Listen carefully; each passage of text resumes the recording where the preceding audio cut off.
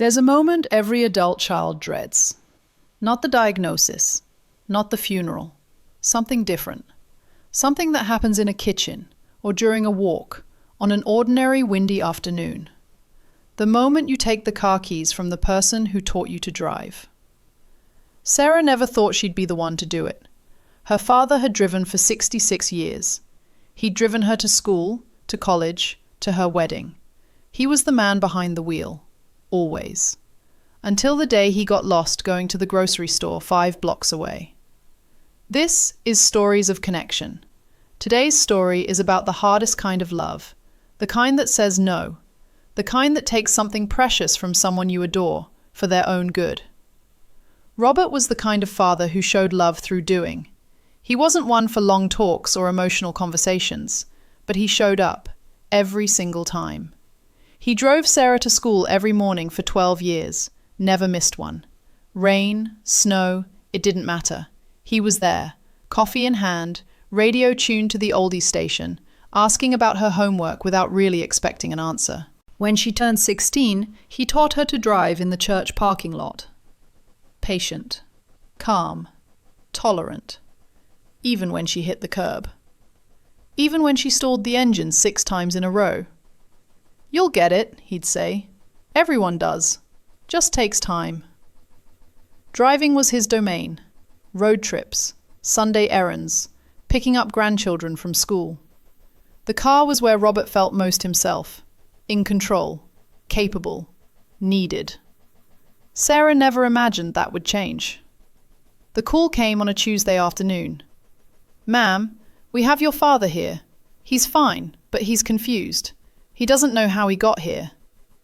Robert had driven to the grocery store, the same store he'd gone to for 34 years, 5 blocks from his house, almost a straight line, impossible to get wrong. But he'd ended up 12 miles away, parked at a gas station, unable to explain how. That was the first time. It wasn't the last. Over the next few weeks, the signs multiplied. A dent in the bumper he couldn't explain. Running a stop sign he swore wasn't there. Forgetting where he parked at the mall. Then forgetting he'd gone to the mall at all. Sarah told herself it was just aging.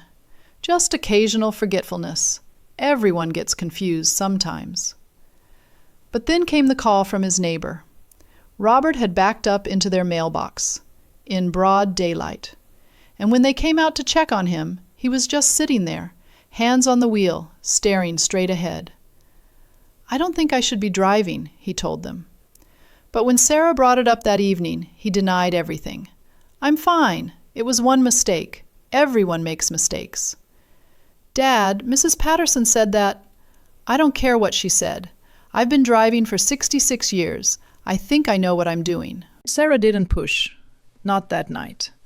But she couldn't fall asleep because she kept imagining the call that hadn't come yet. The one where it wasn't a mailbox. The one where it was a child on a bicycle, or a family by a crosswalk, or her father hitting a tree on a road he'd driven 1,000 times. Love and fear. They twist together in moments like this. You want to protect them, but they don't want protection. If you've ever felt that twist, loving someone who doesn't want your protection, you know exactly how heavy this is. They want to be who they've always been, and you're the one who has to say, "You can't be driving anymore, Dad. It's not safe." Sarah went to see him on a Saturday morning. She'd rehearsed what she would say, practiced in the car, written notes she left on the passenger seat. But when she stood across from him in his workshop, where he'd taught her how to use a skill saw, where they'd build garden benches together, the words felt like stones in her mouth. "Dad, we need to talk about you driving." His face hardened. "Not this again. I'm not trying to upset you. I'm trying to keep you safe." "I don't need you to keep me safe. I'm your father." That sentence. That's the one that hit me hard. I'm your father. I'm supposed to protect you, not the other way around. Sarah felt her throat tighten. "I know you are, Dad, but things change, and I love you too much to let something happen." He bargained. "What if I just drive to the store? Just short trips. Dad. Just during the day. I won't go far. The grocery store was 5 blocks away, and you ended up 12 miles from home. His hands were shaking, not from anger, from something worse, from knowing she was right. He somehow knew, but could not admit it to himself. Not yet, not today. Sarah reached across the toolbox and put her hand on his. I'm not taking the car key from you to hurt you. I'm doing it because I can't lose you, not to something we could have prevented. He didn't say anything, but after a long moment, he placed his car key on the toolbox and walked away. Robert didn't speak to her for 3 days after that. When he finally called, his voice was quiet. I'm not mad at you, he said. I'm mad at this, at getting old, at not being who I was.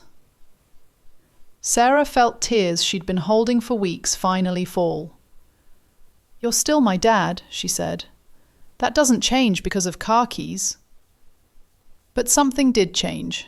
She started visiting more. Not because she had to, but because she wanted to. She became his driver, Sunday errands, doctor's appointments, trips to see the grandkids. And in the car, something unexpected happened. They talked, really talked, more than they had in years. He told her about his childhood, his fears when she was born, the moment he knew her mother was the one. Stories she'd never heard because there had never been time or space or reason to tell them. The car that had once been his domain became theirs. Taking the keys was the hardest thing Sarah ever did for her father. But it opened a door she didn't know was closed. Has a hard conversation ever opened an unexpected door for you? I'd love to hear your story. Here's what no one tells you about these moments. Taking the keys, making the hard call, saying the thing they don't want to hear, it feels like cruelty. But sometimes the most loving thing you can do is be firm. Not because you want control, because you want more time. Because love isn't just softness. Sometimes it's the courage to protect someone from themselves. Even when they resent you for it, for a while anyway, even when it breaks your heart. Maybe you're facing this right now, a conversation you've been avoiding because you know it will hurt. You're not being cruel, you're being brave. And the hard conversations, the ones that feel impossible, those are often the ones that open doors you didn't know existed. Don't wait for the crisis. Don't wait for the call from the hospital. Have the conversation while you still can. Not because it's easy, but because love is real. If this story made you uncomfortable, maybe it's because you're facing something like it. Here's what I want you to know.